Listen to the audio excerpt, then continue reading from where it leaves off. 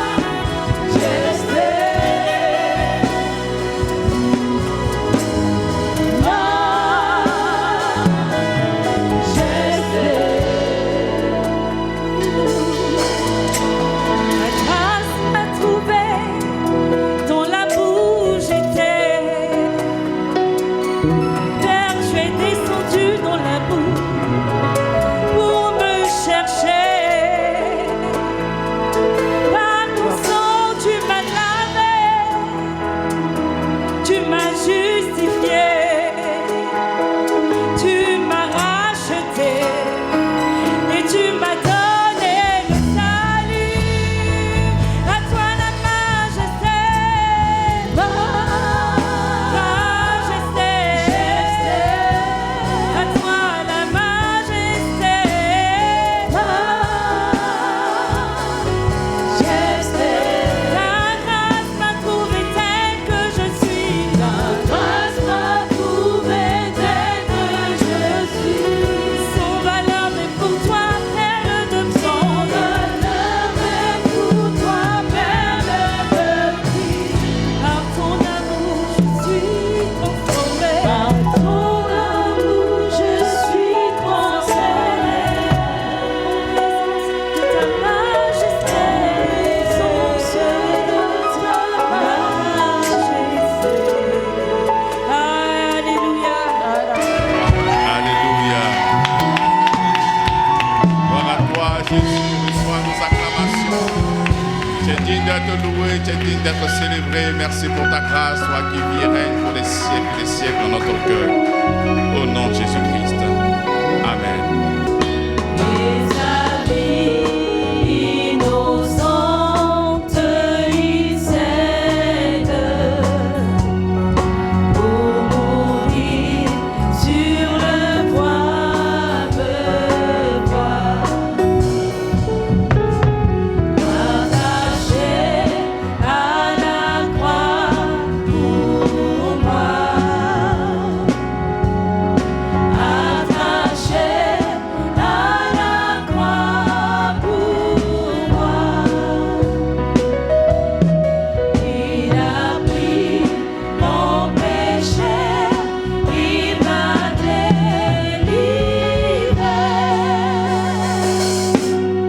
Attaché à la croix pour moi. Il renonce à la gloire céleste pour le plan rédempteur de Dieu. L'apparence est la plus modeste. Oh, quel prix pour me rendre heureux. Attaché à la croix pour moi. Attaché à la croix pour moi. Il a pris mon péché, il m'a délivré. Attaché à la croix pour moi. Maltraité, innocent pour ma vie, pour mes iniquités brisées, et chargé de toute maladie, il mourut pour guérir, sauver. Attaché à la croix pour moi. Attaché à la croix pour moi. Il a pris mon péché, il m'a délivré. Attaché à la croix pour moi. Le salut accompli pour ses frères, mon sauveur se rendit au ciel. Il revint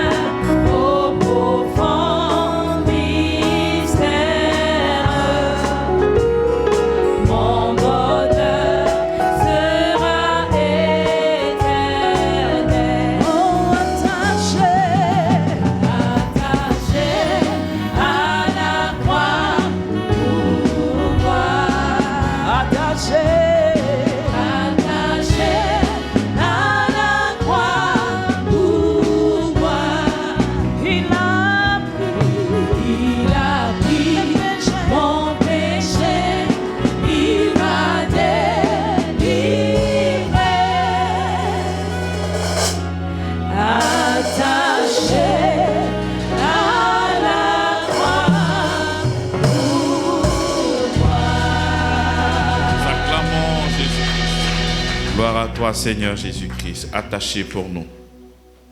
Tu as pris nos péchés, tu nous as délivrés. Quelle grâce immense. Nous te célébrons à jamais dans notre cœur. Alléluia. Je suis encore très heureux de vous voir ce matin. En semaine, j'ai reçu l'information que c'était la fête des pères. J'ai dit, alors que je m'étais promis de donner un message à l'endroit des hommes. Parce que lors des fêtes des mères, j'ai donné un message à l'endroit des femmes. Donc on devrait aussi normalement donner un autre message aussi à l'endroit des pères. Je crois que je pourrais me rattraper. Ce thème, les faux frères, ce message-là est monté dans mon cœur fortement et je ne pouvais pas me détacher de cette pensée. Donc ce qui a fait que je n'ai même pas regardé mon calendrier pour savoir quel est le message que je devais prêcher par rapport aux circonstances. Amen. Et ce message-là est monté fortement dans mon cœur. Je crois que nous devons obéir à la parole du Seigneur. Mais j'aimerais vous souhaiter quand même une bonne fête des pères. Alléluia. Pour les nouveaux papas sûrement, il y a beaucoup de joie dans leur cœur. Alléluia. Gloire au Seigneur Jésus-Christ. Et par-dessus tout, notre Seigneur, il est Père, il est Mère, il est tout pour nous. Alléluia. Donc quand tu finis de penser à ton oncle, à ton frère, à toutes ces personnes qui t'environnent, jette un regard sur le Seigneur Dieu créateur. Parce que tu as été adopté en Jésus-Christ. Toi, Dieu est devenu ton papa. Dieu n'est plus Dieu pour toi. Dieu est ton Père. Donc si dans ce monde-là, nous avons une fête à l'endroit des pères, il faudrait que tu puisses aussi penser à notre Dieu créateur du ciel et de la terre. En ce qui concerne le message, je suis présent donc peut-être le dimanche prochain ou sur prochain et nous allons revenir sur des paroles et une prédication essentielle pour que nous puissions aussi connaître le rôle des pères. C'est très important, il y a lieu de les honorer, il y a lieu d'apporter la vérité de l'évangile à l'endroit des papas. Alléluia, j'aimerais que vous puissiez acclamer la vie des papas de grâce sur grâce. Je soupçonne que lorsque le message des femmes est sorti, on attend maintenant pour les hommes. On attend maintenant pour les hommes. Amen. D'accord, bienvenue à notre culte de célébration. J'ai vu que la pluie n'a pas pu t'arrêter. Tu t'es battu comme un vaillant héros. Quels que soient les défis, tu les as bravés. C'était orageux, il y avait des tonnerres, il y avait des tornades, mais tu as bravé tout ça et tu es venu célébrer ton Seigneur. Et tu fais partie des survivants, des victorieux. Il y en a d'autres qui ont été vaincus, ils sont restés de l'autre côté, mais toi tu es victorieux au nom de Jésus-Christ. Alléluia. Amen. Alors, la Bible dit, l'Esprit du Seigneur est sur moi. Il m'a oint. Pour faire quoi? Mais pour annoncer l'évangile. Acte 26, 17 nous dit, j'étais retiré au milieu du peuple, au milieu des païens, vers qui je t'envoie, pour que tu leur ouvres les yeux, qu'ils passent des ténèbres à la lumière, de la puissance de Satan à Dieu, afin qu'ils reçoivent la foi en Jésus pour le pardon de leurs péchés et l'héritage avec les saints. Et c'est ça qui est, en tant que oint et envoyé du Seigneur, c'est mon plus grand désir d'être là au milieu de vous pour vous annoncer l'évangile, pour parcourir ensemble la pertinence de l'évangile, ce mystère caché autrefois, mais révélé à ses saints. C'est une immense joie pour que nous puissions ensemble réaliser ce si grand salut annoncé par plusieurs personnes. Et aujourd'hui, nous portons le flambeau de cet évangile. Nous devons réaliser, mais quel est l'impact, quelle est cette délivrance que nous obtenons, mais en Christ. C'est un salut commun. Ce n'est pas une histoire du pasteur. C'est notre salut à nous. Donc on doit être informé. Tu ne dois pas être sous-informé. Il faudrait que tu comprennes. Il faudrait que tu réalises ce que Jésus-Christ a fait pour nous. Et je crois que c'est pour cela que tu es là. Afin d'être édifié. Afin d'être équipé. Et de comprendre quel est l'héritage qui se trouve en Christ et qui te concerne. C'est pour cela que nous sommes là. Et nous avons vu ces grâces qui sont accordées en Christ. Ces bénédictions ineffables, extraordinaires qui se trouvent en Christ.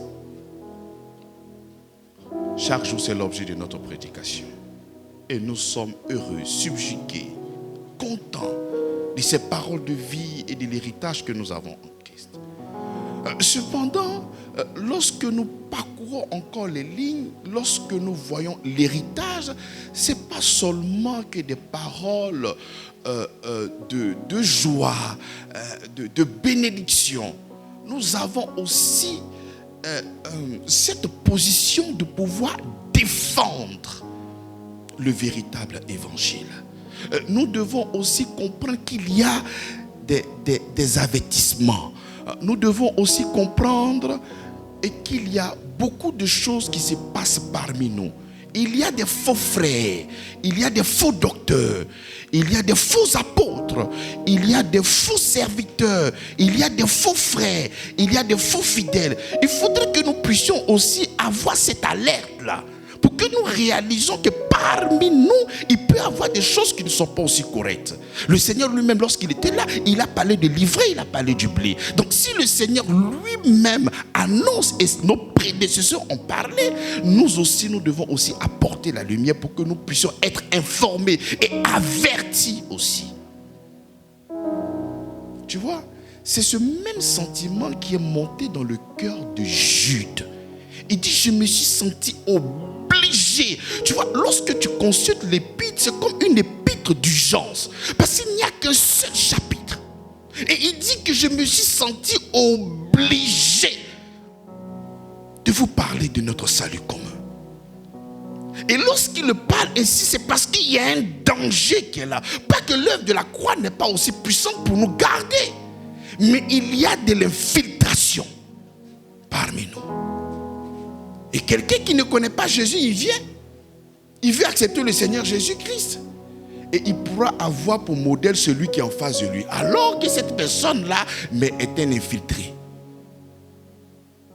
Aujourd'hui, tu peux arriver à l'église et te dire, ah sûrement, je vais venir à l'église, j'ai trouvé une bonne femme. Alors que tu es tombé sur bombe. Tu peux dire, ah, je vais trouver un bon mari. Je viens à l'église, tu es tombé aussi sur bombe. Donc, il y a des infiltrés parmi nous. Raison pour laquelle on doit aussi donner l'alerte et cette cloche pour que nous puissions savoir qu'il y a des infiltrés parmi nous. Dis-moi à ton ami, est-ce que tu es un infiltré? Est-ce que tu es véritablement un enfant de Dieu? Est-ce que tu n'es pas un infiltré? Bien-aimé, tu sais, lorsque quelqu'un, tu sais que celui qui est en face de toi est un ennemi, ce n'est plus un problème pour toi. Parce que tu connais sa position. Tu sais là où il se trouve. Mais si lui qui se trouve près de toi, que tu te confies, tu partages beaucoup de choses. Même des choses qu'on ne doit pas dire, tu dis à cette personne. Alors que cette personne est un ennemi déguisé, est un faux frère, c'est dangereux. Ça peut te tuer. Et on peut être enfant de Dieu et être victime d'un environnement qu'on ne maîtrise pas. Voilà pourquoi il faudrait que nous puissions avoir la conscience que même dans le christianisme, il y a des infiltrés parmi nous. Moi, je ne sais pas si tu es un infiltré ou pas, mais je suis là pour annoncer l'évangile. Mais il faudrait que nous puissions avoir cette alerte. Lorsque nous prenons le livre de Jude chapitre 1, il dit, bien-aimés, comme je désirais vivement vous écrire au sujet de notre salut commun, je me suis senti obligé de le faire afin de vous exhorter à combattre pour la foi, qui a été transmise au sein une fois pour toutes. Jude nous appelle au combat. Ah, mais pasteur, tu n'as pas dit qu'il n'y a pas combat, que les verbes qui ont été utilisés dans la nouvelle alliance, c'est chasser, c'est dominer. Mais pourquoi aujourd'hui nous sommes en face d'un combat? Oui, le bon combat de la foi. Ce n'est pas le combat d'aller détruire les autels sataniques. Ce n'est pas le combat pour aller arracher ton mari qu'ils ont volé. Ce n'est pas le combat d'aller arracher celui qui a détruit ta société. Ce n'est pas ce combat-là dans lequel nous sommes engagés. Le combat, là où nous sommes engagés, c'est le véritable combat. Le combat de la foi. Prôner le Christ et ce qu'il a fait pour nous. Donc, Jude nous appelle à un combat. Et lorsque nous regardons ce combat, ce n'est pas un combat léger. C'est un combat où il faut tout engager. Il faut avoir une position pour que tu puisses te battre. Il faudrait que tu puisses bagarrer. Donc sortons de ce combat en ce qui concerne l'argent. Il faut que je puisse combattre pour que je puisse gagner l'argent. Il faut que je puisse combattre pour que je puisse avoir des enfants. Il faut que je puisse combattre pour que j'ai une femme. Il faudrait que je puisse combattre pour que j'ai une société. Il dit ces choses-là, ce sont les païens qui les cherchent. Mais moi, mes enfants, je les donne, mais gratuitement. Donc si nous avons un combat, ce n'est pas par rapport à tes besoins, ce n'est pas par rapport au ménage, ce n'est pas par rapport à quelque chose d'autre, si ce n'est que combattre pour la foi. Mais quel est le centre de ton combat? Oui, il y a un combat, mais quel est le fond de ce combat-là? Ce n'est pas pour une guérison. Cette guérison, elle est déjà à toi. Ce n'est pas pour un mariage. Ce mariage est déjà à toi. Mais quel est le souci? Le Seigneur va plus loin et dit: les oiseaux ne sèment ni ne moissonnent, mais votre Père prend soin d'eux. Et qu'est-ce qu'il ne fera pas pour toi? Il t'a déjà tout donné. Mais Dieu nous appelle à un combat. Il ne faut pas te méprendre par rapport à ce combat. Ce combat, il est hautement spirituel. Et quand je parle de hautement spirituel, ce n'est pas des boules de feu que tu dois donner. Ce n'est pas découper le diable. Ce n'est pas macheter le diable. Il dit le combat de la foi. Mais quel est donc ce combat? Je désire vivement vous écrire au sujet de notre salut commun. Je me suis senti obligé de le faire afin de vous exhorter à combattre le bon combat pour la foi qui a été transmise au sein. Donc pour que nous puissions faire un combat correct, il faudrait que nous puissions combattre déjà la foi. Parce que le combat, c'est le combat de quoi? De la foi. Donc il faudrait que nous puissions avoir la vérité de cette foi. Parce que si nous n'avons pas cette vérité, mais comment est-ce que tu vas combattre? Connaître la vérité. Parce que si tu ne connais pas la vérité, tu combats comment? Mais tu risques de combattre le Seigneur lui-même. L'apôtre Paul est en train de combattre en tuant les chrétiens. Il n'avait pas la vérité. Donc pour lui, c'était un adorateur lorsqu'il cherchait à décimer les chrétiens.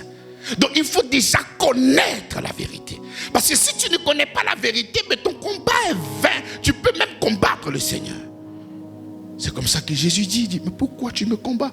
Il dit, comment est-ce qu'il dit combat? Il dit, mais c'est que tu poursuis là. Mais c'est moi. Donc il faudrait que nous puissions avoir la vérité. Et par la grâce du Seigneur, tout le sang précieux que nous avons annoncé était la vérité en ce qui concerne la foi. De tout ce que Christ a fait pour nous à la croix de Golgotha. Il nous a délivrés.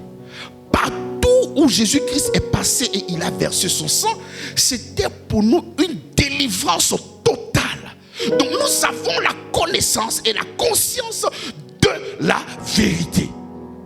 Parce que quand on parle du combat de la foi et combattre pour la foi, c'est parce qu'il y a des faux docteurs. Il y a des faux prophètes. Il y a des faux évangélistes. Il y a des faux pasteurs. Il y a aussi des faux frères parmi nous. Donc c'est toutes ces personnes-là qui vont venir se dissimuler dans des titres ou dans des assemblées, ne pas les voir et commencer à fonctionner, à vivre, à se mélanger avec eux.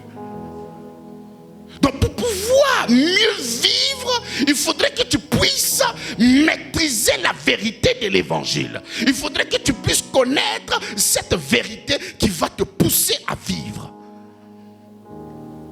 Parce que si tu n'as pas cette vérité, c'est comme ça qu'un prophète va te dire, il faudrait que tu puisses faire ça pour que Dieu puisse te bénir. Voici des choses que tu dois poser comme action. Et si tu fais cela, mais Dieu va agir dans ta vie. Et si tu ne connais pas cette vérité, mais tu vas laisser cette parole-là pénétrer dans ton cœur et vivre ça. Donc tu ne serais plus là en train de combattre. Parce qu'aujourd'hui nous portons tous cette tunique. Je suis enfant de Dieu, je suis docteur, je suis évangéliste, je suis tant. Alors que dans les profondeurs, ce sont des loups ravisseurs. Ce sont des faux frères. Le diable ne s'est jamais découragé. Et il a vu que l'œuvre de la croix a effectivement délivré. Mais lui, il a aussi un désir, c'est de te conduire avec lui. Donc s'il faut faire une infiltration afin de pouvoir perdre cette personne, je le ferai.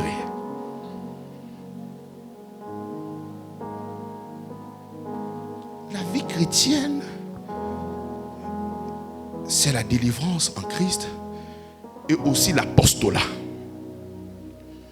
Nous recevons la délivrance, nous recevons l'amour. Et nous, quand on dit l'apostolat, c'est qu'il nous a aussi envoyés afin de pouvoir communiquer cet amour, afin de pouvoir communiquer cette grâce, afin de pouvoir tout communiquer. Donc lorsque nous réalisons et que nous comprenons véritablement cette vérité, nous pouvons la défendre.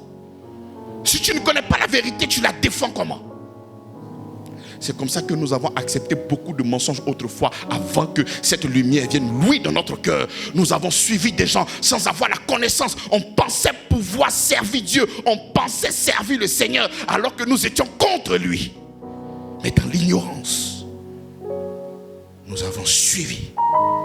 Nous avons piétiné. Nous avons bafoué. Nous avons négligé l'œuvre de la croix. Jude nous appelle à un combat. Voilà pourquoi la lettre de Jude n'est pas adressée à quelqu'un. La majorité des lettres sont adressées à quelqu'un. Mais il a adressé à tous ceux qui sont enfants de Dieu. Si toi tu es enfant de Dieu, cette lettre-là t'a adressée. Tu dois te lever et combattre pour la foi. Et pour que tu puisses combattre la foi, pour la foi, tu dois connaître et comprendre la vérité de l'évangile. Parce que si tu ne comprends pas, tu ne pourras rien faire. La vérité de l'évangile dit qu'à la croix, notre vieil homme a été dépouillé. Est-ce que tu le sais? Est-ce que tu l'as accepté? Que personne ne te demande de venir pour qu'on puisse détruire encore ton vieil homme. La Bible va plus loin en 1 Jean, 2 Jean. Il dit si quelqu'un vient chez vous et qui ne demeure pas dans la doctrine de Christ, ne le recevez pas. Ne lui dites même pas bonjour. Parce que c'est lui qui dit bonjour, contribue à ses œuvres. Comment est-ce que tu vas repousser ces personnes-là si tu n'as pas la connaissance de la vérité? Comment est-ce que tu vas repousser ce message? Mais si aujourd'hui il y a s'il y a la prolifération de tous ces faux messages, c'est parce que nous avons accepté. Mais puisque nous ne sommes pas informés, puisque nous ne connaissons pas, et nous avons laissé ce message-là grandir au milieu des enfants. Le message a tellement grandi qu'on n'arrive plus à trouver le véritable évangile. Au point où, lorsque nous sommes en train de parler de la grâce, c'est nous, on nous traite d'un nouveau message. Tellement que le mensonge a pris une vitesse de croisière. Et la vérité en bas, Jude nous appelle à combattre pour la foi, qui a été transmise à tous les saints une fois pour toutes. Quelle est la position que tu te donnes chaque jour lorsque tu proclames et que tu déclares que Christ t'a délivré, que Christ t'a fait du bien? Mais quelle est cette position? Lorsque nous finissons de comprendre la vérité, il faut vivre la vérité. Ce n'est pas le fait de comprendre. Tu tu es venu à l'église, tu as compris que le vieil homme a été délivré à la croix de Golgotha. Il faut vivre cette vérité. Soit tu es délivré ou tu n'es pas délivré. Tu ne peux pas être en même temps délivré. Et c'est toi qui vis encore comme un inconverti, comme une personne qui n'a pas encore accepté le Seigneur Jésus-Christ. Mais cette délivrance est donc à quel niveau? Il faut vivre cette vérité. Parce qu'il ne faut pas seulement que la connaître. Lorsque nous finissons de connaître la vérité, qu'est-ce qu'il faut faire? Il faut vivre cette vérité. Éphésiens chapitre 2, le verset 10 nous dit quoi? Nous avons été créés en Jésus-Christ. Mais pourquoi tu as été créé en Jésus-Christ? Le thème qui nous réunit, ce sont les faux frères. Mais tu ne pourras que vivre correctement en Christ afin de pouvoir repousser les ténèbres. Donc si toi-même tu n'arrives pas à repousser les ténèbres par ton attitude, par ta manière de parler, par ton raisonnement, mais en réalité c'est que toi-même tu aimerais que le diable puisse encore prendre beaucoup d'espace. Donc il faut vivre cette vérité. On doit vivre cette vérité. On ne doit pas être des téléspectateurs. Non, nous sommes des acteurs. Ce salut-là est pour nous tous. Et nous devons nous battre. Est-ce que Christ ne t'a pas délivré? Mais pourquoi tu ne vis pas cette délivrance sur cette terre? Pourquoi? Ah non, c'est la grâce. Tu es un faux frère. Parce que le véritable, c'est de combattre pour la foi. Il faut combattre. Mais pour combattre, si tu connais la vérité, tu dois vivre cette vérité. Parce que tu ne peux pas faire la promotion d'un Dieu qui délivre et ta vie, il n'y a pas la délivrance. Tu ne peux pas faire la promotion d'un Dieu mais qui t'a complètement pardonné, mais lorsqu'on te voit, c'est souffrance, tu demandes pardon pour tes péchés parce que ça ne va pas. Tu dois vivre cette vérité. Si tu ne vis pas cette vérité, c'est qu'il y a quelque chose qui ne se passe pas correctement. Est-ce que nous vivons cette vérité? Pasteur, oui, je crois que le Seigneur m'a délivré. Ah bon? Tu crois que le Seigneur t'a délivré? Mais pourquoi il ne t'a pas encore délivré de toutes ces choses-là qui sont encore sur toi? De cette vie, toujours en train de te vautrer dans ces mêmes choses.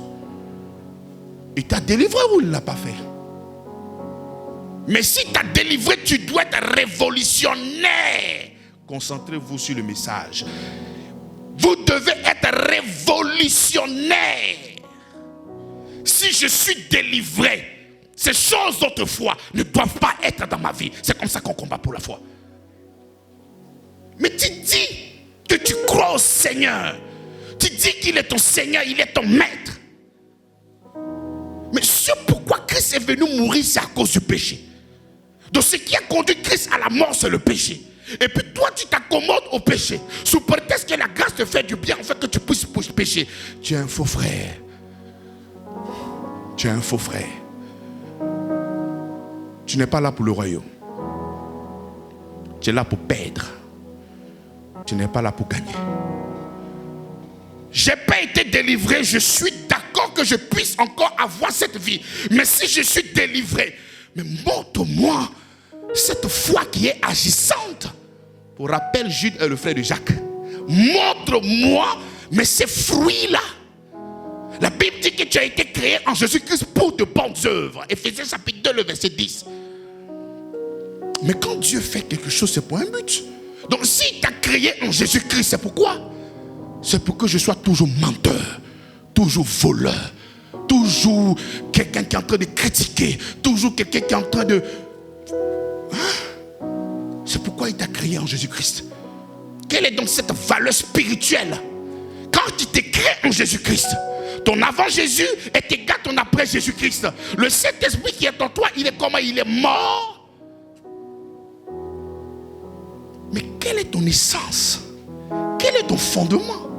Quelle est ta base? Le christianisme n'est pas un club d'amis. On a eu des amis à l'école. On a eu des amis dans nos lieux dans nos business, dans nos activités. On a eu des amis partout. Ici, ce n'est pas une question d'amis. C'est la foi que nous avons reçue de notre Seigneur. Et nous devons combattre pour la foi. On n'est pas là dans un club d'amis. Ah, c'est mon camarade, c'est ma camarade. Ça n'existe pas ici. C'est mon frère dans la foi. La Bible même va plus loin dans Galates. Il dit, lorsque tu vas vouloir manifester la générosité, il faut le faire même à celui qui partage la même foi que toi. C'est une question de foi.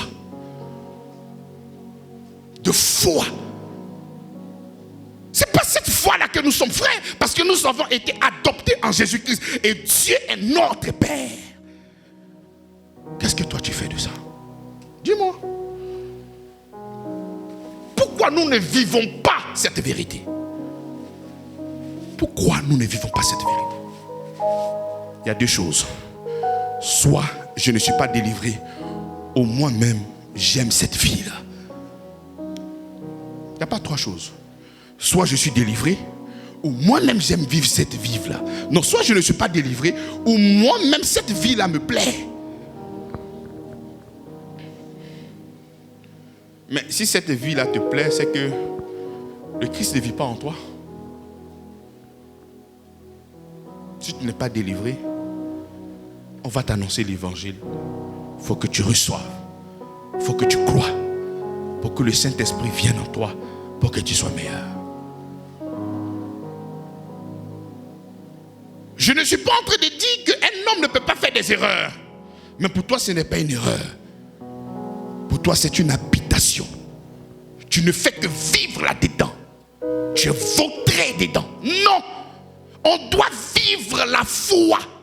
Parce que si tu finis de connaître cette vérité, parce que lorsque nous sommes en train de combattre, mais tu ne peux pas combattre un ennemi que tu ne connais pas.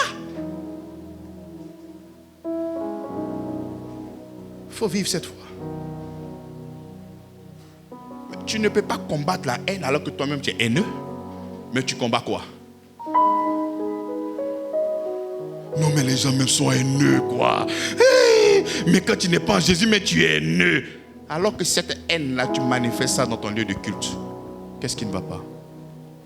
Si aujourd'hui il y a encore la présence, je considère que nous tous ici, nous avons accepté et reçu Jésus-Christ.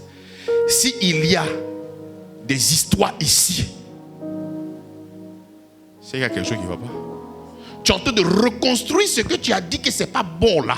Je suis venu maintenant en Christ. Et tu viens en Christ, tu es en train de reconstruire ce que tu as craché. Pierre dit, c'est le chien qui est retourné à ce qu'il a vomi. Et tu te retrouves dans ces mêmes pratiques. Mais pourquoi tu parles du diable? Je suis souvent étonné de voir certaines personnes qui peuvent...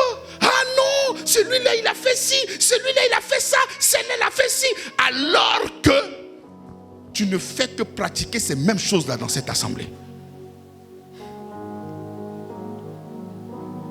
Jude, il dit, je me suis senti obligé de le faire. Parce qu'il y a des faux frères parmi nous. Et le Seigneur a déjà donné cette parabole-là. Mais quelle que soit la présence de faux frères, tu ne vas pas empêcher de faire croître le véritable blé. Nous qui avons reçu la sémence, la véritable parole de Dieu, nous qui avons été scellés, nous allons forcément grandir au nom de Jésus-Christ. C'est comme ça que ce message va pousser la joie dans le cœur des élus et la frustration des gens qui sont perdus depuis l'éternité. Nous devons combattre pour la foi. Combattre pour la foi. Comment reconstruire des choses pour lesquelles Christ est venu détruire? Pourquoi?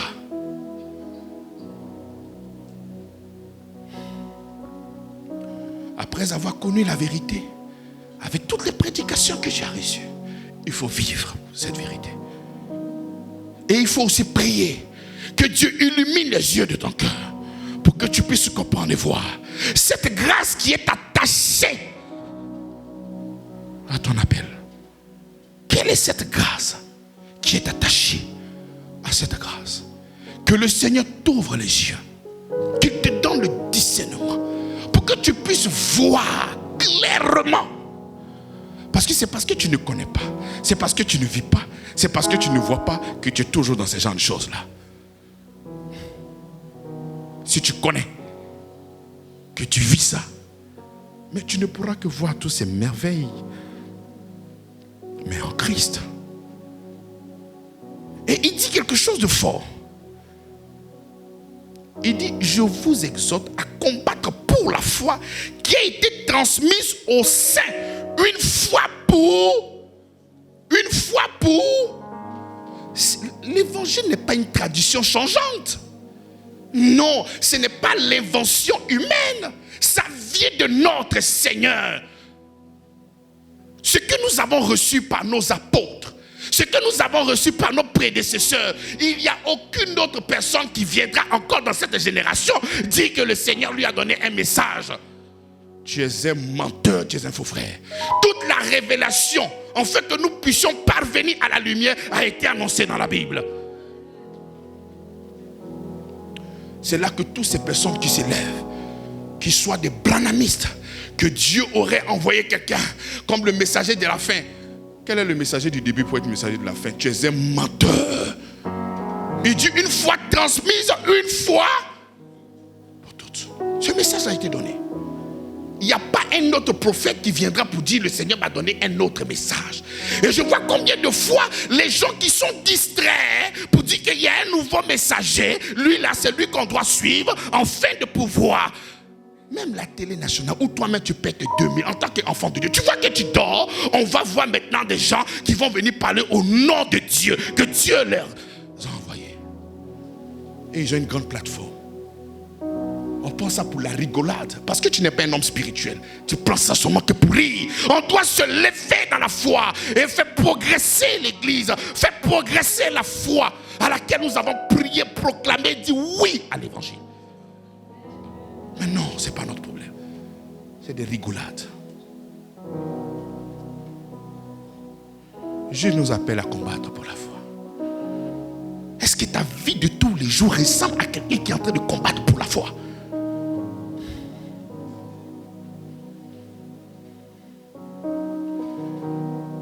Il faut combattre pour la foi. Il faut vivre pour la foi. Tu as des enfants qui sont en train de grandir. Mais si tu ne les parles pas, si ils ne voient pas cette véritable foi, ils vont venir dans une assemblée où cette assemblée-là, ils vont tomber sur des faux frères et ils vont les conduire dans la perdition. Ah, mais pourtant mon enfant était à l'église. Ce n'est pas le fait d'être à l'église, c'est sauvé. Est-ce que tu vis cette vérité-là? Est-ce que tu acceptes cette vérité-là? Il faut vivre cette vérité pour que s'il y a un intrus parmi nous et dit je sais que je ne pourrai pas prospérer ici, c'est mieux que je quitte l'endroit.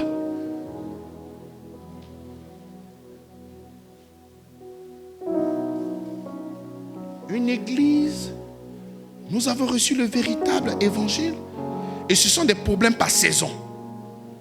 Un mois, un nouveau problème. 3 semaines, un nouveau problème. Un mois, un nouveau problème. À chaque fois, c'est des problèmes saisonniers. Pas des grâces saisonnières, mais c'est des problèmes saisonniers.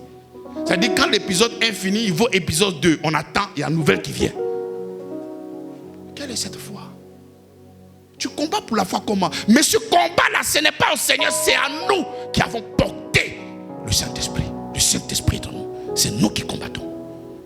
Pour la foi et par la foi. Nous avons vu la foi agissante. Ce n'est pas le fait de dire que moi je crois. Moi je crois. Mais toute la terre entière peut dire ça, même un perroquet. Il peut dire, moi je crois, moi je crois. Si c'est pour venir parler là, on peut dire ça. Moi je crois, moi je crois. C'est des bavadages inutiles. La Bible déclare qu'il nous a créés en Jésus-Christ pour de bonnes œuvres. Où sont les œuvres que tu manifestes? Des œuvres de colère, de fafaronner, insulter, mépriser. Et puis qu'on parle, non, le Seigneur m'a sauvé. Je crois, je crois. Vous serez surpris d'être étonné. Hein? Il y a des avertissements dans la Bible. Même l'apôtre Paul, quand il finit d'expliquer la doctrine, il y a l'exhortation qui est là. Mais pourquoi pourquoi il vous exhorte de pouvoir vivre correctement? Mais c'est parce que la puissance a été donnée dans la partie doctrinale. Et il vous exhorte maintenant de marcher conformément à ce que vous avez reçu. Vous prêchez la grâce. Et les gens sont surpris d'être étonnés. Au point où on se pose la question. Apparemment, maintenant qu'on est dans la grâce, on peut pécher. Pourquoi la personne se pose cette question-là?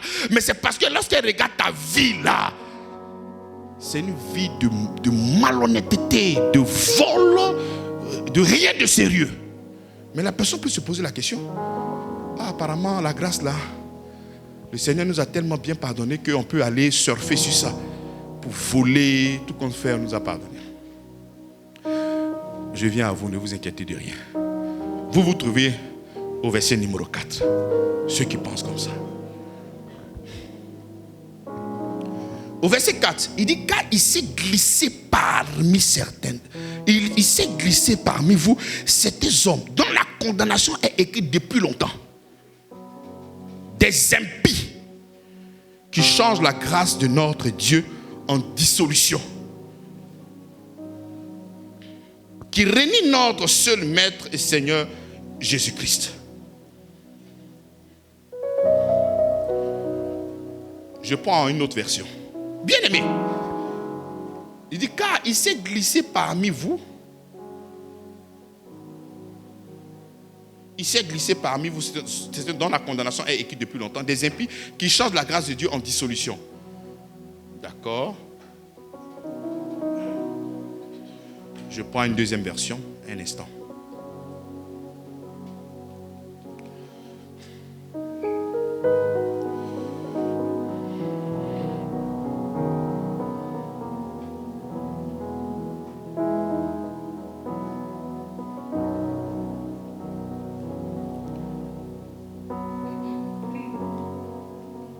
En effet, certains individus malfaisants se sont introduits discrètement parmi vous. Ils déforment le sens de la grâce de notre Dieu pour justifier leur action honteuse. Et ils rejettent ainsi Jésus-Christ, notre seul Maître et Seigneur.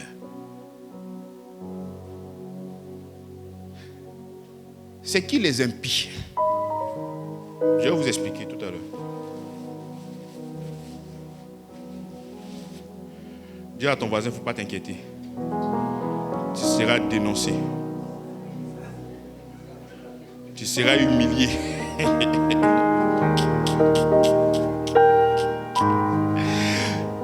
Le thème, lorsque je suis en train de dire des faux frères, je suis en train de parler des impies. Parce que celui qui a reçu la sémence du Seigneur n'est pas un faux frère. Celui qui a véritablement reçu la sémence du Seigneur n'est pas un faux frère. Mais ceux qu'on appelle faux frères là, ce sont des impies.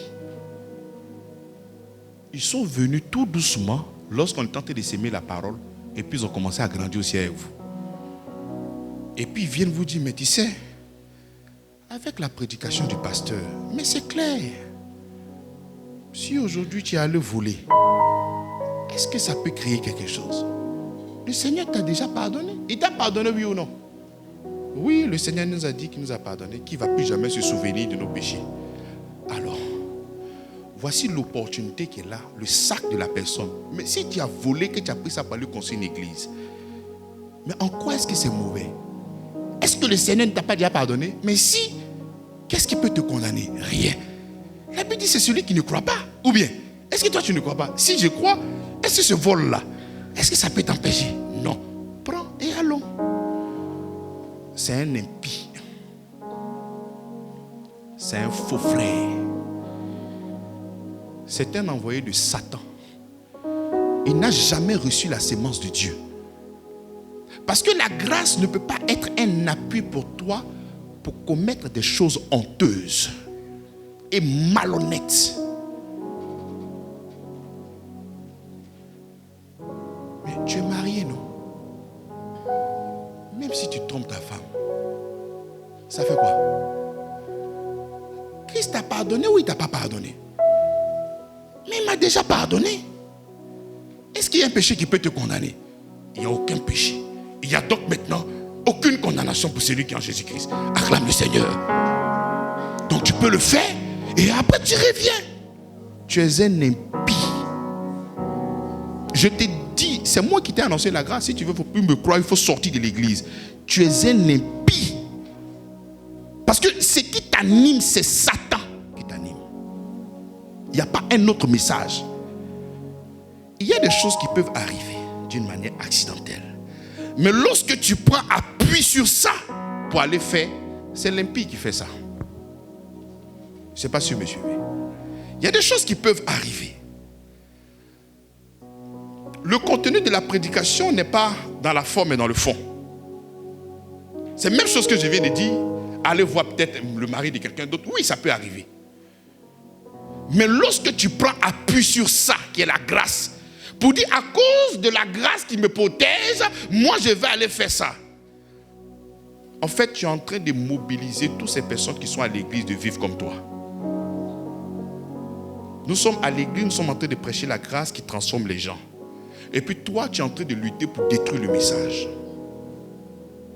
Tu es en train de dire, mais en réalité, on peut faire ce qu'on veut. Ça, ce sont les impies. Et si tu fais partie de cette catégorie-là, il faut accepter Jésus-Christ. Et tu dois vivre la vérité que nous annonçons tous les jours parce qu'en Christ, nous sommes délivrés. On doit vivre ça. C'est-à-dire, dans ta vie de tous les jours, on voit quelqu'un qui est en train de grandir.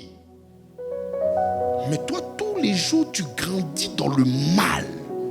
C'est-à-dire, bien avant même que tu reçoives le message, il y avait une vie disciplinée.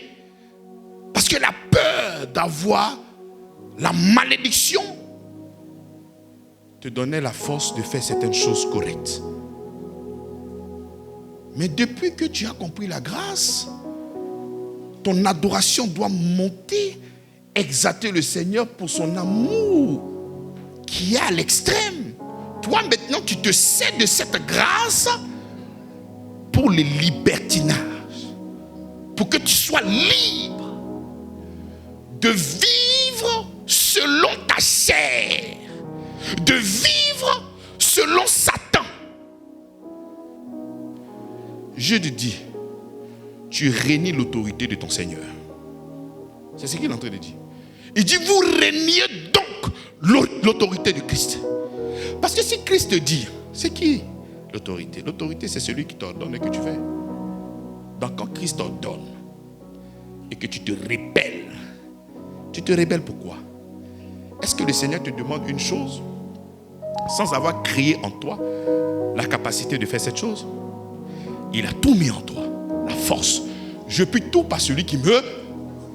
Et il te donne maintenant l'ordre. Je t'ai donné un cœur qui est obéissant. Mon fils, fais-le. Qu'est-ce que tu fais? C'est vrai que dans le cheminement, il peut y avoir des impairs. Mais toi, tu viens prendre ça comme appui pour vivre comme tu veux. Et il dit que ce sont des impies qui le font. Raison pour laquelle le message de la grâce souvent est étouffé. Parce que lorsque nous sommes en train d'annoncer cette foi, les religieux sont choqués. Ils sont choqués. C'est scandaleux. Pour les païens, c'est une folie.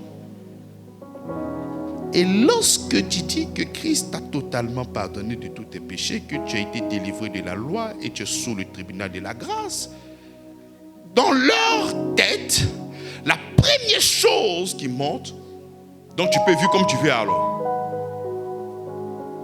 Non, ce n'est pas ça. Nous ne vivons pas comme nous voulons. Mais ce n'est pas le fait de parler. C'est au travers maintenant de ta vie que nous allons voir si cette grâce-là vient véritablement délivrer ou vient te donner la force pour pratiquer le jument foutiste. Je fais ce que je veux. Qu'il ne sorte de votre bouche aucune mauvaise parole. Tu insultes la personne, tu méprises la personne et puis ça va aller où? Si tu veux faire le Dieu au pasteur, il m'en fout de lui. Il faut savoir que tu as une seule source, c'est Satan. C'est Satan. Mais n'est-ce pas Satan qui a poussé Ananias et sa femme de mentir? Il peut aussi venir en toi et passer ton temps à faire n'importe quoi. Et au lieu d'encourager la grâce que nous sommes en train de prêcher, toi tu n'es pas là pour encourager la grâce que nous sommes en train de prêcher. Toi tu n'es pas un caché, tu n'es pas un sot de cette mission, tu es là pour combattre le message. En faisant des choses honteuses. des choses infâmes. Ce n'est pas moi qui le dis, c'est la Bible qui le dit. Donc quand vous allez finir de diriger, ne dites pas que c'est le pasteur qui a dit. C'est la Bible qui a dit, je mentionne. Il dit car il s'est glissé parmi vous certains hommes dont la condamnation est écrite depuis longtemps. Des impies qui changent la grâce de Dieu en dissolution. Ils n'ont aucun respect. Comment tu peux croire que le leader de cette mission est le moyen par lequel tu entends Dieu? C'est-à-dire quand tu viens, tu dis Dieu m'a parlé. Donc tu es conscient que nous sommes en présence de notre Dieu créateur du ciel et de la terre. Et quand ce Dieu créateur du ciel et de la terre, par le canal de son serviteur, te donne l'orientation, toi tu ne le fais pas.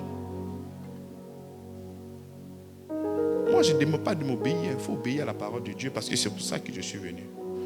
Et si elle te demandait de venir chez moi pour aller préparer du riz, je n'ai pas te demandé de venir laver mes habits. Je ne vais pas te demander l'argent de poche. Celui qui m'a envoyé prend soin de moi. Je ne vais rien te demander si ce n'est que la parole du Seigneur. Pourquoi tu refuses cette parole? La Bible dit que celui qui même reçoit ma parole. Toi, tu reçois c'est quoi? C'est sa parole que tu reçois. Est-ce que tu reçois sa parole? Moi, il ne faut pas me recevoir. Si tu veux même porter cagoule même pour venir prêcher, il ne faut pas chercher à me voir même. Mais il faut recevoir la parole du Seigneur. C'est ça l'autorité. Mais qui parle? Qui t'annonce l'évangile? Parmi nous, il a suscité des hommes qu'on appelle apôtres, qu'on appelle pasteurs, qu'on appelle docteurs. Et il a placé là pour que tu puisses écouter lorsqu'il te parle. Mais il te parle, tu fais ce que tu veux. Tu n'es pas là au nom de la foi. Tu es là d'une manière amicale. Tu es là pour des sentiments. Tu es là parce que bon, je ne sais pas où aller. Tout compte fait, si je ne vais pas à l'église, les gens m'ont dit que je suis un sorcier. Donc je préfère quand même venir. C'est le rôle que tu es en train de jouer. Parce que pour la véritable foi, allez lire Romains chapitre 1, le verset 5. Il dit, nous avons reçu la grâce. Est-ce que c'est la grâce seulement que nous avons reçue? La grâce et puis quoi? L'apostolat. C'est-à-dire, de la même manière que j'ai reçu la grâce là, j'ai reçu aussi le mandat d'aller annoncer ce message. De la même manière que j'ai reçu cette délivrance là, j'ai reçu aussi ce mandat pour aller aussi délivrer. Mais moi, je reçois la grâce et puis je suis assis. Non, Dieu n'a qu'à faire. Dieu n'a qu'à faire. Dieu n'a qu'à faire. Dieu n'a qu'à faire. Ma société n'a qu'à marcher. Dieu n'a qu'à faire. Dieu n'a qu'à faire. Ma société va marcher. Non. Cherchez premièrement le royaume et sa justice. Et tout vous sera donné par-dessus tout. Non. Moi, je préfère chercher d'abord mon pognon, mon argent, ma maison, ma société. Et quand je serai rassasié, je vais dire, Seigneur, je suis là maintenant, envoie-moi où tu veux.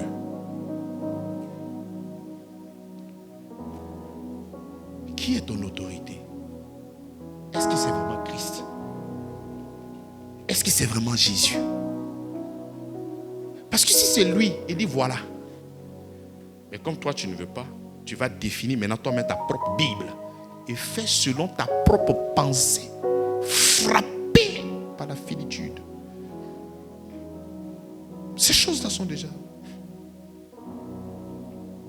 Mais pourquoi nous ne voulons pas véritablement nous soumettre? Je vous pose la question.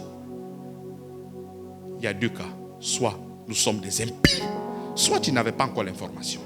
Si tu as une information aujourd'hui, je me dis que peut-être à chaque fois que je prêche, je n'arrive pas à comprendre. Donc ce soir ou ce matin, lorsque tu vas recevoir cette parole, ça va créer un déclic dans ton cœur. Pour que tu puisses vivre pour la foi, combattre pour la foi.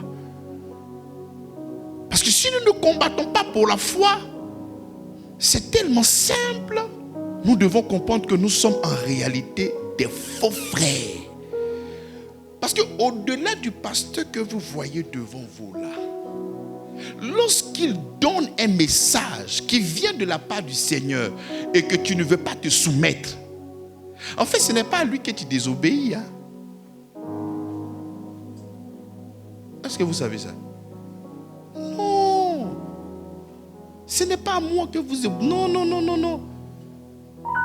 C'est au Seigneur lui-même. C'est-à-dire, cette prédication va plus loin que tu ne peux imaginer.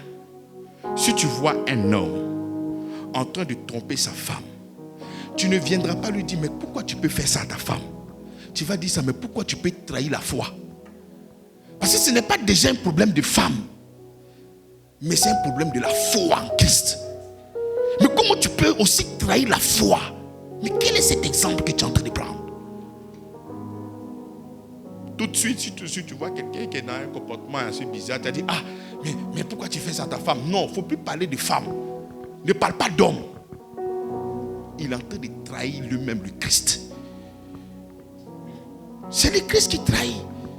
Quand on dit femmes, soyez soumises, hommes, aimez vos femmes. Lorsque tu ne le fais pas là, ce n'est pas tout de suite à ton époux ou à ton épouse. Hein. Tu es en conflit déjà avec le Seigneur avant de parler de l'époux ou de l'épouse. Parce que notre obéissance là, c'est par rapport au Seigneur. L'action des grâces, la louange, ce n'est pas seulement par des dons de générosité. Ce n'est pas de fait de crier Seigneur, Seigneur, Seigneur. Non. C'est se donner comme un sacrifice vivant, saint, agréable devant Dieu. Ce qui sera de votre part un culte raisonnable. Ce n'est pas venir crier pour fatiguer les gens ici. Parce qu'on finit de crier en bas, c'est grave. Il faudrait que tu puisses donner ton corps comme un sacrifice vivant. Lorsque tu donnes ton corps comme un sacrifice vivant, et que quelqu'un dans cette assemblée vient te voir, tu dis tout qu'on fait, mon cher, allons, on va s'amuser là-bas, aller tout faire. Tout qu'on fait, Christ a déjà pardonné. Ça dit toi-même, tu regardes la personne là comme un extraterrestre. Ah, mais comment tu peux penser comme ça? C'est comme ça que tu peux te séparer de cette personne-là. Et si nous tous, nous avons un seul et même langage dans la foi, cet individu-là, l'infiltré qui est là, il sera obligé de partir. Parce qu'il n'arrive pas à faire son travail. Il n'arrive pas à faire son travail. Toute la rébellion qui s'est passée souvent dans cette communauté depuis 6 ans, mais ils ont passé par le vieux pour essayer de torpiller, faire n'importe quoi. Mais heureusement qu'il a combattu la véritable foi et il était toujours victorieux. Mais lorsque tu es une personne accessible, parce que toi-même tu as déjà de la haine dans ton cœur, tu es dans les prédispositions. Même si on te dit le pasteur quand il a prêché, il ne t'a même pas regardé. Je savais. Tu as remarqué aussi, je savais qu'il y avait quelque chose. Cette personne-là est déjà dans quoi? Dans les prédispositions. Les faux frères, ce n'est pas seulement qu'il est fidèle. Ça va depuis le docteur, depuis l'apôtre, depuis les pasteurs et même les fidèles. Vous devez veiller continuellement sur vous. C'est ça la véritable foi. Mais mon frère, le message que nous sommes en train de prêcher, c'est la grâce. Combien de fois les gens sont en train de combattre ce message? Et avoir telle attitude donnera un autre message dans la tête de certaines personnes. Mais pourquoi tu raisonnes comme ça? Pourquoi? Je ne te vois pas à l'église. Ah, c'est parce que tu es occupé, d'accord, que le Seigneur te fasse grâce. Mais tu es toujours occupé, on ne te voit pas. Tu es partout, sauf à l'église. Mais pourquoi tu n'arrives pas à parler à ton frère? C'est-à-dire, l'apôtre Paul à 1 Corinthiens chapitre 5, il dit quelque chose de fort. Il dit, il y a quelqu'un parmi vous qui a commis un péché qui ne se rencontre même pas chez les païens. Au point où vous avez accepté cette personne et vous avez regardé comme si c'était normal. Mais dit, cette personne-là me devait être retranchée du milieu de vous. Parce que vous ne pouvez pas accepter ce genre de comportement. Mais pourquoi vous pouvez admettre ce genre de choses-là ici dans votre assemblée? Donc, lorsqu'il a réprimandé celui qui a commis l'acte, il a aussi parlé de cette assemblée. Mais comment vous pouvez laisser ces gens de personnes-là prospérer comme ça? Il dit, ne vous y trompez pas. Il dit, un peu de fait lever. Mais si tu laisses quelqu'un comme ça, tu sais que ce frère ne passe son temps qu'à faire n'importe quoi et tu prends ça pour rigoler. Tu prends ça comme un commérage. Tu prends ça pour rigoler. Tu prends ça pour parler. Tu prends ça fonfon. Et le frère là, et le frère là, et le frère. Mais il faut lui parler. Si ça ne va pas, va le dénoncer. Va le dénoncer chez le pasteur. Voilà ce que le frère a fait ici. Il passe son temps à draguer les femmes. Il est ici, il vient ici, il va là-bas, il vient ici, il va là-bas. Ça là, c'est pas bon. Ça peut nous créer des problèmes. On va le sécher ici, là. C'est pas moi qui dis, c'est la Bible. Il dit, lorsque la déposition de 2 ou 3 personnes, vous devez sécher la personne là. Et arrête de faire ça, on te connaît maintenant.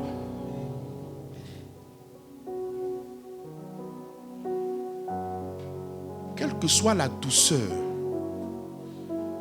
de mon appel, je vois que ce n'est pas la douceur dont vous avez besoin. On va maintenant dire les vrais noms des gens. Ça va nous aider à grandir spirituellement. Longtemps, j'ai gardé des choses parce que ça va aller. Alors que dans ça va aller, il y a beaucoup de personnes qui sont en train de polluer d'autres personnes.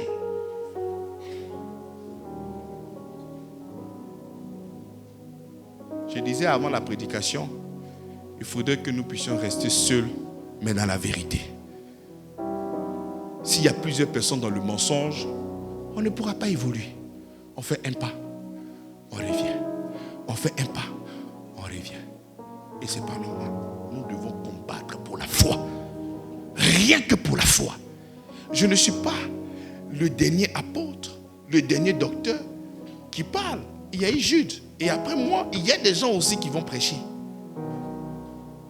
Dans l'évangile, on parle de l'héritage, on parle de la souffrance et on parle de la glorification. On parle de l'héritage, on est tous contents, on est heureux, il n'y a pas de problème. Mais et les souffrances? La souffrance ne te concerne pas. Mais si tu ne souffres pas, comment est-ce que tu combats pour la foi? Et si tu ne souffres pas, comment tu fais pour repousser les faux frères? Comment tu fais pour repousser les faux frères? À cette heure-là, il y a encore des faux docteurs que tu laisses entrer chez toi à la maison. À cette heure-là, tu fais entrer encore des faux docteurs chez toi à la maison. Il faudrait qu'il y ait un mur de séparation entre la vérité et le mensonge. Ce n'est pas moi qui le dis, c'est la parole qui dit. Nous devons vivre pour la foi.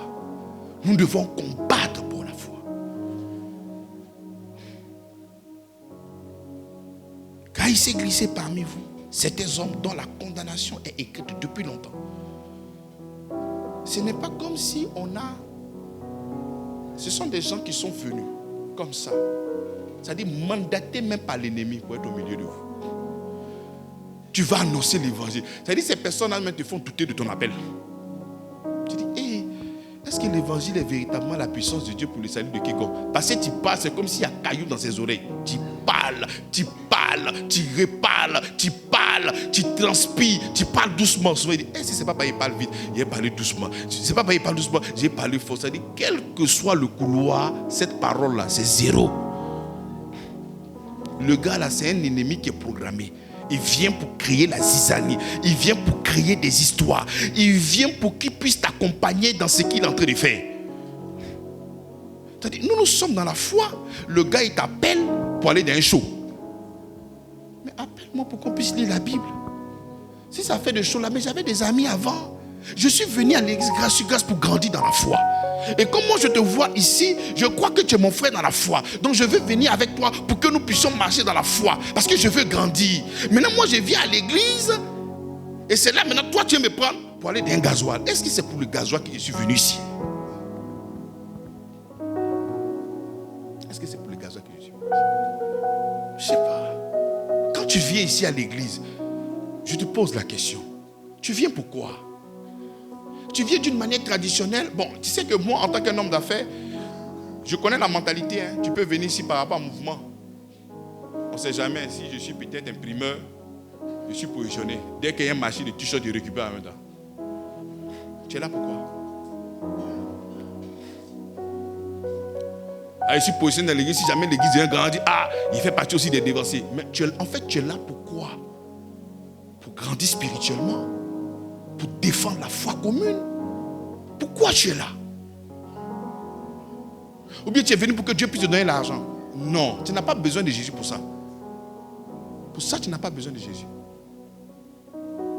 Le président n'est pas chrétien. Ou bien ton président est chrétien. Mais il a là que toute ta famille. Maintenant, quel est le problème? Donc si tu quittes là-bas pour dire que tu viens pour avoir l'argent là, on va te mettre à côté. On va dire, bon, ceux qui sont venus pour l'argent, on va prier pour vous. Alléluia. C'est-à-dire, on va vous prendre comme des partenaires. Quand on rentre, vous s'aimez un peu pour vous partir. C'est comme il y a des gens qui ne sont jamais venus à l'église, mais qui aiment le travail que je fais, mais qui me donnent de l'argent, que ce soit musulmans. Lors de la construction, même des musulmans m'ont envoyé de l'argent pour payer le ciment. Mais si tu es venu pour grandir dans la foi, il faut donc t'asseoir. Lorsqu'on te parle, il faut écouter. Parce que souvent, tu fatigues l'homme. Tu fatigues les gens. Tous les jours, tu as le même problème. Qu'est-ce qui ne va pas? Mais pourquoi tu ne laisses pas cette parole-là entrer dans ton cœur? Pourquoi? Tu veux une chose et son contraire. Tu veux qu'on te manifeste l'amour, toi tu manifestes la haine. Et puis ils sont étonnés, c'est ce qui me fait mal. Quand tu parles, vraiment, moi, il ne sait pas. Alors que la personne est consciente. Être pasteur, c'est un don, hein. Sinon, il y a longtemps, il a pété un câble. C'est un don. C'est un don, hein. Quand vous voyez cette génération, ils ne veulent plus être pasteur, ils veulent être prophète là. Mais ils ont vu dedans. Parce que pasteur, il faut écouter. Même quand tu sens que la personne t'a menti, tu dis, mon fils, ça va aller. Et puis tu es dedans. Le prophète finit de te dire que tu vas mourir demain, il prend son nom, il s'en va. Lui n'est pas là pour tes sentiments, non, c'est-à-dire que ça va aller pour te consoler. Non. Il voit que tu vas mourir, il faut faire l'offrande, prier pour que Dieu puisse te... Il part et puis il est parti, il va dans un autre coin. Tu te laisses là. Le pasteur, il est là. Est-ce que ta femme à la maison, ça va? Est-ce que les choses vont bien? Est-ce que... Nous devons combattre pour la foi.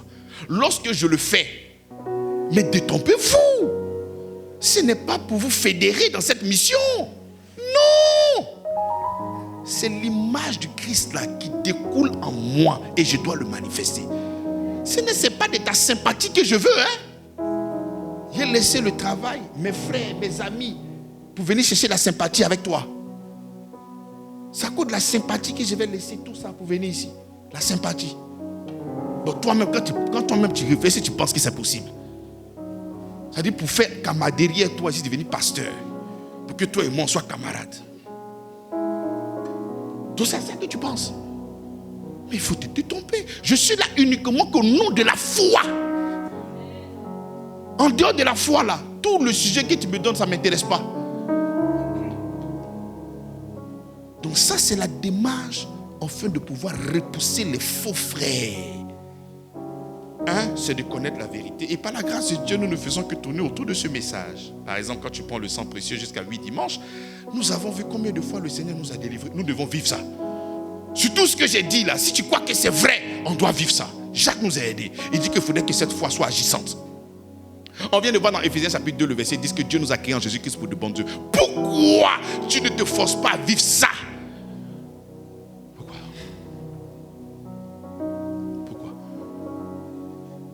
En fait, tu sais, tu es conscient, tu fais exprès. Quand dans la vie de tous les jours, tu essaies de faire quelque chose et ça ne passe pas, tu dis non, ça va aller. Je sais que ça va aller. Mais pourquoi tu ne prends pas ce même principe-là pour le mettre en Christ? Pour dire aujourd'hui, je suis tombé, c'est vrai, mais ça ne va plus m'arriver. Parce qu'en Christ, j'ai le but tout par celui qui me fortifie. Et tu repars encore avec la force. Pourquoi tu n'appliques pas ça en Christ? Oh, bah ça fait quoi? Ça fait rien. Tout compte fait, le Seigneur m'a pardonné. Non. Il y a des gens qui ont pensé ça avant nous, avant grâce sur grâce. C'est pour ça que Jude dit, je me suis senti obligé de vous écrire. Parce qu'il y a quelque chose qui est en train de se passer autour de nous. Il y a des gens qui ont pris cette grâce-là comme un moyen de pouvoir vivre n'importe comment. C'est pour ça que la grâce n'est pas reçue dans certains cœurs. Parce que lorsque nous sommes en train de prêcher, on dirait que ce message-là, ça va nous donner le libertinage. Ça va nous donner l'envie de faire ce qu'on veut. Non. Si tu as pensé ça, ce n'est pas ce que j'ai prêché depuis que j'ai commencé à prêcher l'église. Non. Ce n'est pas ça que j'ai prêché. Je suis en train de prêcher l'amour inconditionnel de notre Seigneur. Aucune chose ne peut te séparer de lui. Je suis en train de prêcher la délivrance en Christ. Il a détruit notre vieil homme pour que nous puissions marcher d'une manière libre, sans être sous le pouvoir totalitaire d'un diable qui va nous conduire là où nous n'avons pas envie de partir. Je suis en train de parler de l'esprit de vie qui nous a affranchis de la loi du péché et de la mort en nous. C'est ça que je prêche. Donc toi, tu prends la grâce là, cette parole mielleuse, et tu vas pécher sous prétexte que le Seigneur a tout fait. J'ai même entendu déjà quelqu'un dire que mon cher, je peux m'asseoir ici et puis boire, Christ a déjà tout payé. Il faut savoir que cette parole venait directement de Satan et non de Dieu. Parce qu'il n'y a pas ce verset là dans la Bible. Il n'y a pas ça dans la Bible. Si tu es venu pour grandir dans la foi, tu es la bienvenue. Et je me dispose entièrement à ta disposition pour te faire grandir dans la parole. Mais si tu viens là, afin de faire ce que tu veux, piétiner les gens, tout comme fait le Seigneur m'a pardonné, et vivre comme tu veux, un bon matin, tu seras spolié, tu seras chassé. Pas par moi, hein, mais il y a une puissance d'égarement qui a te poussé à partir. Et ce qu'il est en train de dire, ce n'est pas moi, c'est la Bible. Une puissance d'égarement vient pour te séparer. Donc, il faudrait que nous puissions véritablement être conscients que nous avons un combat au milieu de nous. Et nous devons très, très être actifs dans ce combat. C'est un combat. Ce n'est pas une question, Satan sort, Satan sort, Satan sort. C'est un combat. Si tu as un ami à l'église, quand je parle de ami, normalement nous sommes frères, mais le fait d'être toujours avec lui, tu peux parler à ce frère. Pour dire, ah, j'ai vu que tu viens de faire ça. Ça, c'est une trahison à la fois. Le Seigneur nous a délivrés, frère. C'est vrai que tu es tombé, mais tu ne dois pas vivre comme ça. Le Seigneur nous a appelés à l'excellence. Nous avons été créés en Jésus-Christ pour de bonnes œuvres. Nous devons manifester le Christ. On doit faire ci, on doit faire ça. C'est comme ça que tu interpelles, tu exhortes. Et si cette personne a continué, le problème que vous... Est-ce que vous savez que des gens peuvent venir à l'église ici, touchés par le message, sont contents, ils veulent grandir. Mais parce qu'ils ont commencé à te fréquenter, ils ont commencé à avoir une autre orientation. C'est-à-dire, toi, tu es le combat du Seigneur Jésus-Christ. Tu ne me combats pas moi, hein? Parce que mes ressources ne viennent pas ici. Mes ressources viennent de notre Seigneur Jésus-Christ. Donc, s'il n'y a pas beaucoup de fidèles, peut-être il n'y a pas à manger. Non, il mange correctement. Mais tu es en train de combattre le Seigneur. Parce qu'il a dit, lorsqu'il est en train de parler de la viande sacrifiée aux idoles, il a dit que nous qui avons le Christ, on n'a pas besoin de savoir si cette viande est sacrifiée aux idoles. On peut manger ça n'importe comment. Mais si il y a s'il y a quelqu'un qui est jeune dans la foi, un bébé dans la foi, abstiens-toi de manger pour ne pas que ta foi puisse le choquer. Sinon, tu serais en train de faire quoi? Mais de te battre pour celui que Christ pour qui est mort. C'est-à-dire, toi, tu deviens maintenant ennemi du Seigneur. Parce que le Seigneur a fait tout ça pour que la personne soit sauvée. Et toi, tu es en train de perdre cette personne-là. C'est pas moi, hein? Non! C'est pas moi. Tu te dresses contre le Seigneur. Si tu as envie de faire ta mauvaise vie, va chez toi, tu te condamnes, tu es dans ta chambre et puis tu fais ta mauvaise vie. Ça, c'est entre toi et tes quatre murs. Mais si tu prends cette foi pour conduire ton frère dans n'importe quoi, tu te lèves contre Dieu. Et le Seigneur va te résister. Par exemple, j'ouvre une lucarne. Nous proclamons que Dieu est doux, que Dieu est bon, que Dieu est merveilleux. Ce n'est pas pour autant que tu vas venir mépriser ses enfants. Non, ne blague pas avec ça. Tu es en train de risquer ta propre vie. Ce n'est pas lui qui a te fait du mal. Hein. Cette protection qui te couvrait, qui faisait que tu étais bien là, tu vas te surprendre. Non, tu ne peux pas te lever comme ça et faire ce que tu as envie de faire. Non, non, non. Allez-y lire la Bible. Allez-y lire la Bible. Il faudrait que nous puissions marcher dans le respect et de pouvoir combattre véritablement pour cette foi. Combattre pour cette foi. Je ne dois pas être un faux frère, ça c'est un. Et de deux, je dois repousser ces faux frères-là de cette assemblée. C'est-à-dire, on doit commencer à veiller les uns les autres. J'ai vu des gens qui ont couvert, après c'est devenu un problème chez moi. Parce que ça tombe toujours sur le Seigneur. vois quelqu'un qui dit qu'il est frère en Christ, mais qui est en train de faire des choses, tu l'interpelles une fois, deux fois, il faut le dénoncer. Moi, je te donne la permission. Si tu ne dénonces pas que demain, j'apprends que vous étiez ensemble, c'est que vous deux là, vous êtes ensemble, vous êtes des impies.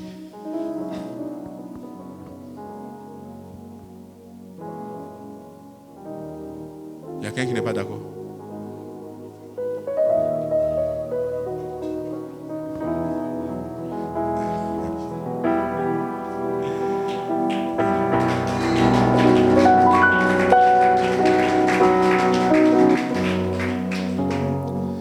Un faux frère minimise la parole de Dieu et place sa confiance à sa propre chair. Par exemple, la prédication, c'est ça là, mon cher. Il faut laisser ça. C'est que sinon, là, ça va aller. Tu méprises la parole de Dieu et tu comptes sur ta propre chair. Et ta fin là, la Bible nous a déjà parlé de toi. Ce message vient pour mettre la lettre dans le cœur des vrais convertis. Que parmi vous là, il y a des faux frères. Parmi vous là, il y a des faux frères. Donc faites attention lorsque vous êtes en train de parler. Faites attention à qui vous vous confiez. Faites attention avec qui vous marchez. Parce que ces personnes-là peuvent vous conduire dans plusieurs choses. Faites attention. Dans le christianisme, on ne compte pas sur notre chair, on compte sur Jésus-Christ. Nous avons vu que le dehors nous a malmenés et nous avons décidé de rentrer en Christ. On est saints concitoyens de la maison du Seigneur. Nous dépendons exclusivement de notre Seigneur Jésus-Christ. Nous vivons pour lui. Si je vis, ce n'est pas moi qui vis, c'est lui qui vit en moi. Toi-même, tu dois être étonné de voir certains frères en train de faire certaines choses. Toi-même, tu dois être étonné. C'est-à-dire, tu es là et puis tu trembles. C'est comme si tu avais un lion. Mais le gars te dit, oh, ça coûte de ça là. Il faut laisser ça, mon cher. Qui s'est dit à gérer? Il faut t'en mettre tranquille. Moi, mais il a frappé un truc là. Donc, c'est ta manière à toi de consoler cette personne avec la Bible. Et tu penses que toi, tu es poussé par l'Esprit de Dieu. C'est-à-dire toi-même, tu as fauté et tu es venu te confier et puis la personne te console comme ça. Il faut fuir la personne. Parce que la personne est en train de te conduire à la mort. La personne dit que non, en Christ, tu ne dois pas faire ça. Non. Le Seigneur nous a donné un nouveau cœur. On doit se confier en lui. Mais comment, diantre, tu as pu te confier à ta propre chair? Comment? Tu ne dois pas le faire. Mais viens, on va prier. Le Seigneur te donnera encore la force. Oh, ça là, il faut laisser ça. C'est sérieux. Moi-même, hier, il a fait ça. Le Seigneur m'a dit, pardonner. Ah bon? Il faut fuir cette personne-là. Fuis-la. Parce qu'elle est en train de conduire comme ça directement de l'autre côté. Je te dis. On va se lever pour prier.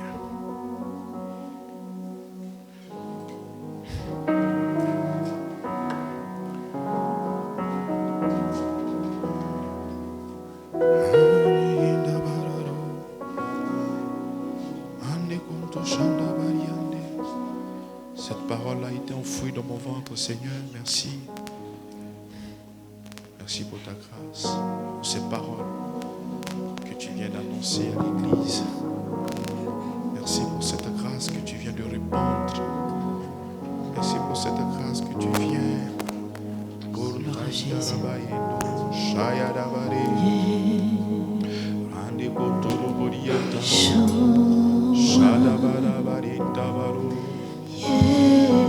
Tu es notre force, Seigneur, dans ce monde ténébreux. Tu es notre capacité dans ce monde hostile. La force vient de toi, Seigneur. La force vient de toi et non pas de ma capacité. Non pas de ma force, Seigneur. Par ton esprit, je repousse les faux frères. Par ton esprit, je vis dans cette vérité. Par ton esprit, je marche dans cette vérité. Par ton esprit, je vis cette vérité. Je vis cette vérité. Lando Shana Baliande. Oh, Sata Kabara Rendere Bianda Kaba. Oriente Kabane. Rikantabaru. Shado Oriente Kabara Nabare. Rirande Kotabara Bandoro. Lève-toi et prie le Seigneur, ouvre ta bouche. Si autrefois le diable a pu te tromper pour que tu aies ce genre de raisonnement, répands-toi de cette pensée minable. Répands-toi de cette pensée qui émane tout droit de l'enfer. L'andeko shayadabra, l'itsama.